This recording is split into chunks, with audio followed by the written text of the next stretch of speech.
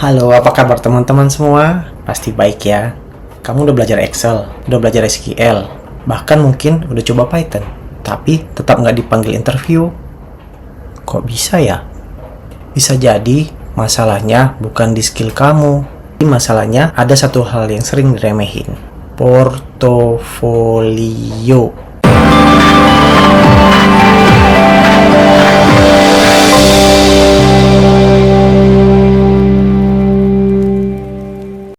Di video ini aku bakal bongkar kenapa portofolio kebanyakan orang gagal dan gimana cara bikin portofolio agar dilirik oleh SDM. Kalau kamu serius jadi data analis, video ini sangat penting banget buat kamu.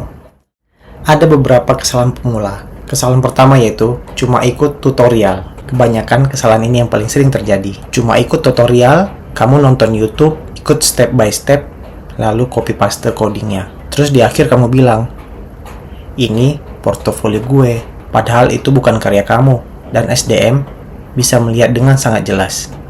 Kenapa ini masalah? Karena kalau kamu benar-benar nggak ngerti yang apa kamu yang kerjain, dan kalau tiba-tiba nanti ditanya di interview, kenapa pakai metode ini? Kamu bisa bakal stuck. Kita masuk ke kesalahan yang kedua, yaitu fokus ke tools, bukan problem. Banyak orang bangga bilang, aku pakai Python, aku pakai machine learning. Dan kenyataannya SDM nggak peduli kamu pakai tool apa. Yang mereka peduli itu kamu bisa bantu bisnis mereka apa enggak. Kalau kamu cuma tunjukin tools tanpa jelas problemnya, itu nggak ada value. Kesalahan yang ketiga, project terlalu generik. Pakai dataset yang sama dipakai oleh semua orang. Contoh, Titanic dataset random dari Kaggle. SDM udah lihat itu ratusan kali. Jadi, kenapa mereka harus pilih kamu? Nah, setelah kita membahas beberapa kesalahan tadi, kita sekarang masuk ke framework portofolio yang benar. Step 1, mulai dari problem. Sekarang kita masuk yang benar. Portofolio yang bagus itu dimulai dari problem atau masalah.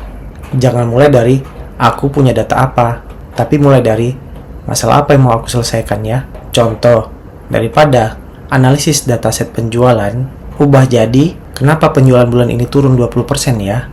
Begitu kamu mulai dari problem, portofolio kamu langsung naik level. Step yang kedua, data cleaning atau yang lebih realistis di dunia kerja. Ini bagian yang sering dianggap sepele, tapi justru paling penting. Di dunia kerja, 80% waktu kamu habis di sini. Contoh, data kosong, format berantakan, banyak duplikat. Kalau kamu bisa nunjukin proses cleaning, SDM akan lihat kamu real. Lalu kita masuk step yang ketiga, yaitu analisis data, atau yang sering disebut EDA, Exploratory Data Analytic.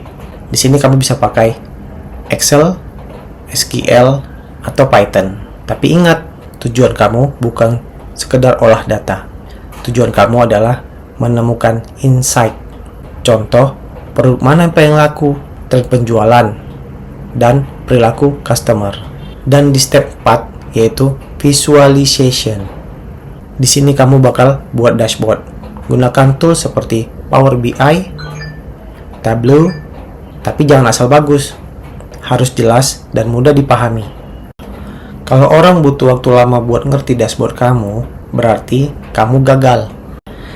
Kita masuk step yang kelima. Ini bagian yang paling sering dilewatkan, yaitu insight dan rekomendasi.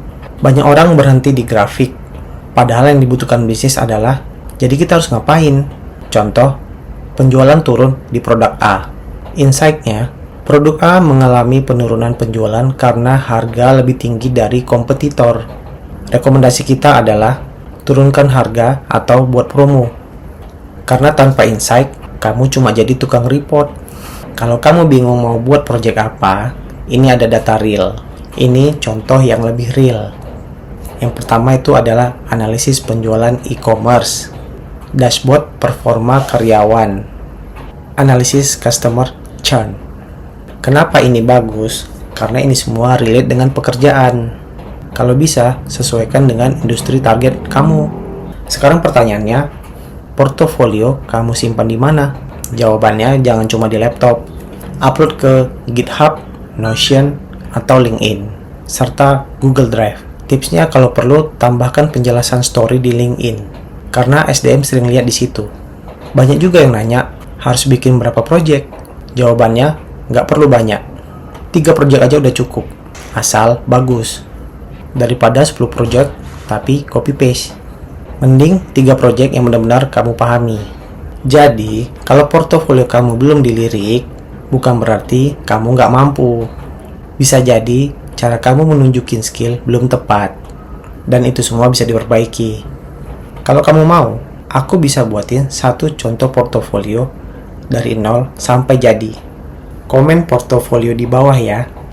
Dan di video berikutnya, aku bakal bikin satu project data analis real, step by step dari 0 sampai jadi portofolio.